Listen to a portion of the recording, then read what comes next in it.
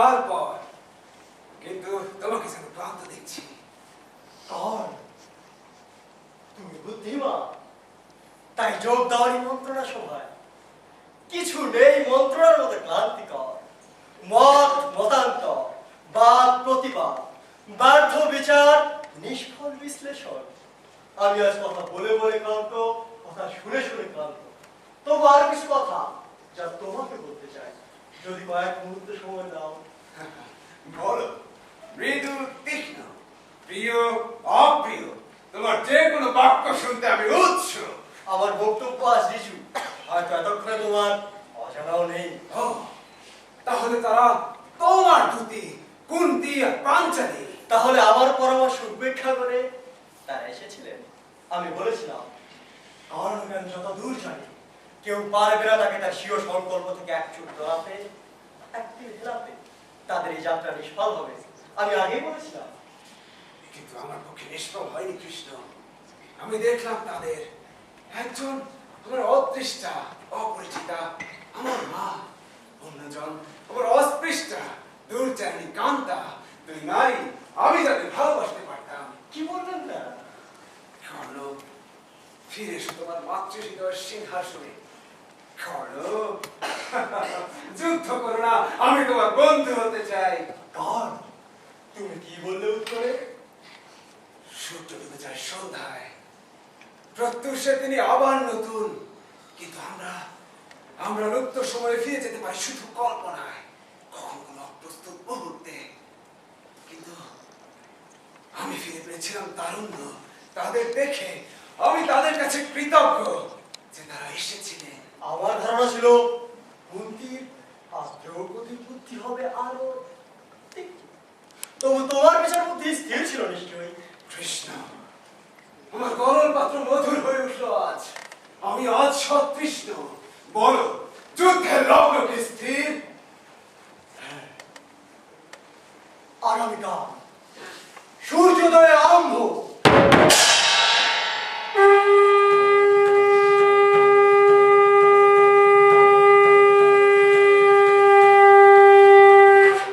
আগামীকাল সূর্যোদয়, কিন্তু এখনো সূর্যাস্ত হয়নি। এখনো একটি রাত্রি পড়ে আছে আমার।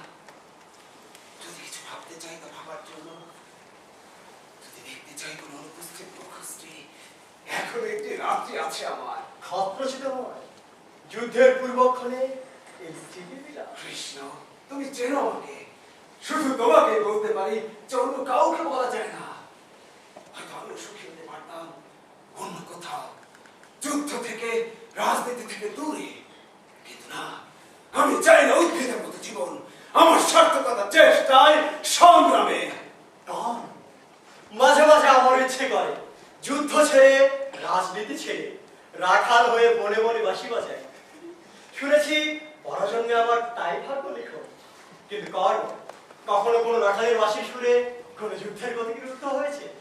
যা নিবারণ সম্ভব নয়, তাতে অংশগ্রহণ করাই কর্তব্য। কর্ণ, আমি তোমাকে শ্রদ্ধা জানাই। কেননা সব বুঝেও, সব সত্ত্বেও, কুন্তির আবেদন, পাঞ্চালীর প্ররোচনা সত্ত্বেও তোমার চরিত্র থেকে তুমি স্খলিত হওনি। আছে তোমার নিজত্ব নিয়ে অবিকল। তবে একটি প্রশ্ন, তুমি কি কখনো ভেবে দেখেছো এই আসন্ন যুদ্ধের অর্থ কি? এই যুদ্ধ আমার বহুকালের প্রতীক্ষিত, প্রত্যাশিত। সে অর্থ দেবে আমাকে, আমার অস্তিত্বকে। তাই আমি স্বাগত জানাই রক্ত বর্ণ ক্ষমাহীন মুক্তিদাতা এই দেবতাকে। তোমার উক্তিটা আমি শুনতে পেলাম, সত্য জাত এক ক্ষত্রিয়ের কণ্ঠস্বর। কিন্তু কর্ণ, যুদ্ধের পূর্বক্ষণে আমার মনে অন্য এক চিন্তা। মনে হচ্ছে তুমি উৎসাহিত নও যুদ্ধে। যুদ্ধ দুই পক্ষে, তার আরতি সর্বজনীন। কিন্তু এক পক্ষ অত্যন্ত বেশি প্রবল হলে তা দীর্ঘায়িত হতে পারে না। সবচেয়ে ভীষণ সেই যুদ্ধ যেখানে দুপক্ষের শক্তি প্রায় সমান, যেমন পাণ্ডবেরা আর কর্ণ সমেত পৌর। অর্থাৎ আমাকে পাণ্ডব পক্ষে যোগ দিতে হবে। কুটির, কপট, চতুর কৃষ্ণ, তুমি এই উদ্দেশ্য নিয়ে এসেছো। কর্ণ, আমার উদ্দেশ্য মানুষের কল্যাণ, আমার উদ্দেশ্য মানুষের মঙ্গল। তুমি কি দেখছো না তুমি কি দেখছো না কুরু বংশের এই গৃহবিবাদ আজ বিস্তীর্ণ হলো সমগ্র পৃথিবীতে? সব নদী যেমন সমুদ্রে এসে মেলে, ঠিক তেমনি ঠিক তেমনি সর্বদেশের সৈন্যদল মিলিত হলো এই ব্রহ্মবর্তে কুরুক্ষেত্রে। আর তারপর মন্ত্রদেশে হাহাকার, মৎস্যদেশে দুর্ভিক্ষ, সুদূর ব্রহ্মস্ত্রে রাষ্ট্র বিপ্লব, চেদিরাজ্য যুবকে ভারতবর্ষ বিধ্বস্ত। এই কি তুমি চাও বাবু? লোকে যাকে দাতা বলে জানে। আমি কি চাই বা না চাই তাতে কি এসে যায়? এই ধ্বংসের জন্য দায়িত্ব কি আমার? মন্ত্রণা সভায় আমি ছিলাম না, আমি কোনো সিদ্ধান্ত নেইনি। আর যদি নিয়ে থাকি তা একান্ত ভাবে আমার জন্য, অন্য কারোর সঙ্গে তার সম্পর্ক নেই। আছে কম, অন্য অনেকের ভাগ্য আজ তোমার সঙ্গে জড়িত। যদি তুমি পাণ্ডব পক্ষে যুক্ত হও তবে পলকপাতে মীমাংসা হবে যুদ্ধে। আর যুদ্ধে জয় অসম্ভব ভেবে দুর্যোধন নিজেই চাইবেন সন্ধি। তাই কর, তাই কর। ক্ষণস্থায়ী যুদ্ধকে ত্বরান্বিত করে শান্তি। পারি না কৃষ্ণ, জয় পক্ষে যোগ দিতে পারি না। তুমি তো জানো পরাজয় আমার চিরকালের সঙ্গী, আর পরাজয়ের স্বাদ তীব্র। কম, আমি জানি তুমি ত্যাগী, তুমি নির্লোভ। পৃথিবীর প্রভুত্ব তুমি ফিরিয়ে দিলে, উপেক্ষা করলে উজ্জ্বল বংশ পরিচয়। আর তাই বলে কোন জ্ঞাতিত্ববোধের অঙ্গ নির্দেশে নয়, শুধু মানুষের মঙ্গলের জন্য। তুমি কি আজ পারো না তোমার স্বরক্ত শাখায় ফিরে যেতে? ভুলতে পারো না তোমার আত্মাভিমান? আত্মাভিমান ছাড়া কি আছে আমার? অসংখ্যের দুঃখ বা সুখ তাও কি বিবেচ্য নয়? আমি প্রার্থনা করি সকলের সুখ, আয়ু, শান্তি। কিন্তু এই যুগ নয়, তার সম্পাদন। এই যুদ্ধ আমার নিজস্ব, আমার ব্যক্তিগত। তার সঙ্গে কিসের জন্য? কোন আকর্ষণে কর্ণ? অর্জুনের সঙ্গে দ্বন্দ্ব যুদ্ধ, আর কিছু নয়। এখনো চাও, যখন জানো অর্জুন তোমার ভ্রাতা? সত্যাই ভ্রাতৃহত্যা। কিন্তু যেখানে হতহন্তা একই গর্ভের সন্তান, সেখানে রক্তে জাগে না বিদ্রোহ, বিদ্রোহ, উল্লাস। কেউ জানে না কৃষ্ণ, আমি ছাড়া কেউ জানে না কাকে বলে রক্তের টান, ষোড়শ সম্বন্ধ। অকাল ধরে আমি অন্ধভাবে, অজ্ঞানভাবে চেয়েছি স্পর্শ করতে, আলিঙ্গনে জড়াতে। স্তরে পুষ্ট পাঞ্চালি টুমুল উৎফুল্ল অর্জুনকে। আমি দেখছি তোমার হৃদয় আজ দ্বিখণ্ডিত। যার এক অংশ চায় ভালোবাসতে, আর অন্য অংশ শত্রুতার মধ্যমূলে আবদ্ধ। শত্রু, কি বলে শত্রুতা?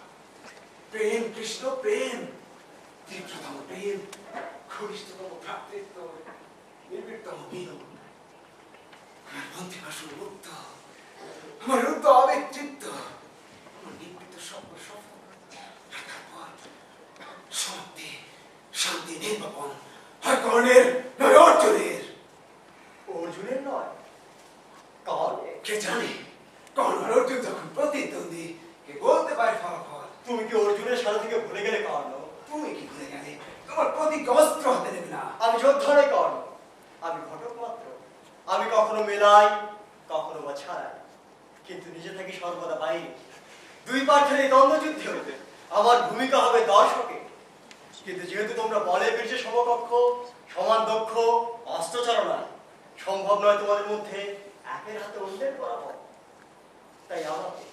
তাই আমাকে বিনা স্পর্শে অতি মৃদু হাতে খসিয়ে দিতে হবে গ্রন্থি, এগিয়ে আনতে হবে সমাপন। আমি কি করবো জানো কর্ণ?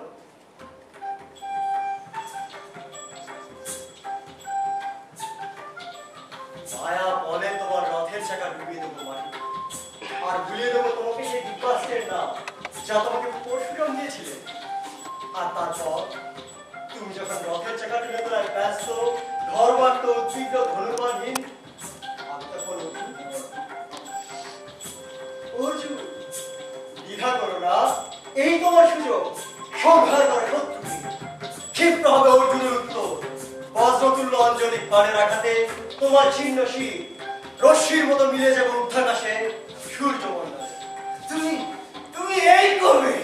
আমার চোখে পলক করবে না। তুমি লজ্জা পাবে না মিথ্যাচারে, প্রতারণায়? আমি তোমাকে সব অগ্রিম জানিয়ে দিলাম, এর নাম মিথ্যাচার।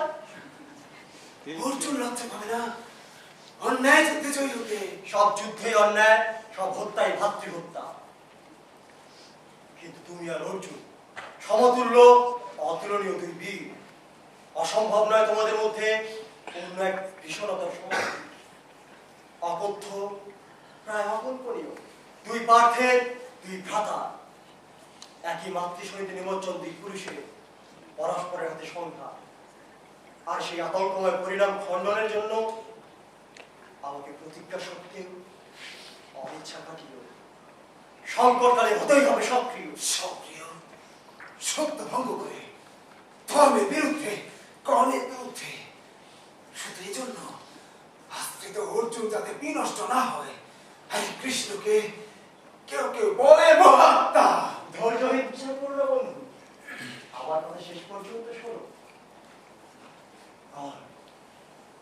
অর্জুন আমার আশ্রিত হতে পারে, কিন্তু তুমি আজ নির্বাচিত। আমি তোমার জন্য রচনা করেছি এক উপহার, তোমারই মতো বীরের যা যোগ্য তুমি ছাড়া অন্য কেউ নেই। শ্রেষ্ঠ কীর্তি, সর্বশেষ সাফল্য, এক অন্তিম ও অন্তহীন অভিনন্দন, এক মৃত্যু যাতে আহত হবে সর্বযুগ, এক অমরতা দিনে দিনে উজ্জ্বলতম। কিন্তু তুমি যদি গ্রহণ করতে না চাও তবে বলো, কারণ তুমি কি আরেকবার বলে? কৃষ্ণ, আমি বহু দূর এগিয়ে এসেছি, আর ফিরতে পারি না। কেউ ফিরতে পারে না? কারণ তুমি, অর্জুন, অন্য সব যোদ্ধা কেউ, সকলেই বাধ্য, আমিও তাই। কৃষ্ণ, আমার ক্ষণিকের আত্মবিস্তৃতি ক্ষমা করো। আমিও জানি সব অলঙ্ঘ সূত্রে গাথা হয়ে আছে। তবু কৃষ্ণ, এক প্রিয় বাক্য শোনালে আমায় তুমি। সম্ভব নয় অর্জুনের হাতে আমার পরাভব, আর সেই সঙ্গে একা সাথে সম্মান দিলে আমায় তুই। আমার জন্য তুমি অনেক কুচক্রী। এই পথ ছেড়ে নেমে আসলে মঞ্চে আমার প্রতিদ্বন্দ্বী হবে তুমি। অর্জুনের প্রচ্ছদে আমার সব সফলতা তা আমাকে উপহার দেবে অর্জুন নয়, তুমি কৃষ্ণ, যাকে কেউ কেউ বলে নরশ্রেষ্ঠ বিশ্বজ্ঞ। আমি সম্মত, আমি আনন্দিত, আমার পরাজয় আমি ধন্য। এই যুদ্ধে সকলেই পরাজিত হবে, কারণ জয়ী, বিজিত, হত, বৃত্ত সকলে মহাজ্ঞানী। আমার শেষ নমস্কার তোমার জন্য। এসো, আলিঙ্গন দাও।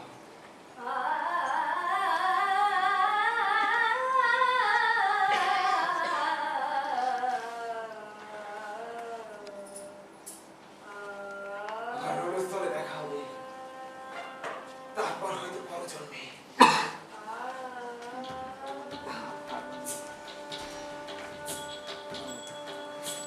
যদি কখনো কোনো সুকৃতি করে থাকি, ভেবে থাকো আমি তোমার স্নেহের জন্য, তাহলে আশীর্বাদ করো। আর যেন ফিরে না আসি, এই একবার, এই আমার যথেষ্ট। থাকবে বিশ্ব মানবের স্মরণে চিরকাল এক ভাস্বর মহান পরাজিত বীর। আমি আসি, আবার দেখা হবে রণক্ষেত্রে।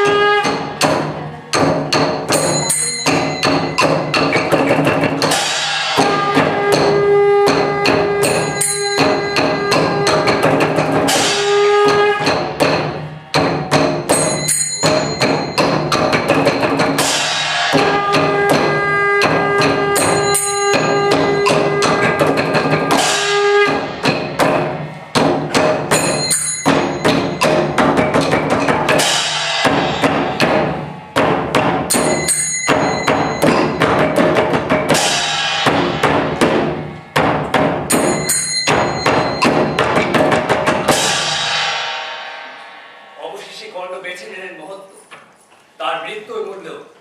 তাই কাল সূর্যোদয়ে শুরু হবে এক মহাযুদ্ধ। মাতা কুন্তি, কেন তুমি তোমার প্রথম পুত্রকে ত্যাগ করেছিলে? কেউ কেউ কামনা করে মহত্ব মৃত্যুর মূল্যে। আমি মানি তারা শ্রদ্ধেয়, কিন্তু আমি তাদের ভয় করি।